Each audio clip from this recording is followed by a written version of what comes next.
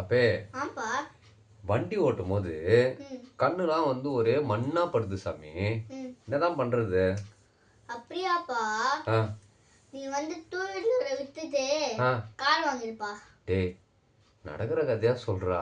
என்னால டூ வீலரே வந்து மேனேஜ் பண்ண முடியல, கார் எங்கதுடா வாங்குறது நானு? அப்ப நீ ஹெல்மெட் போடாம வண்டி ஓட்டிருக்க.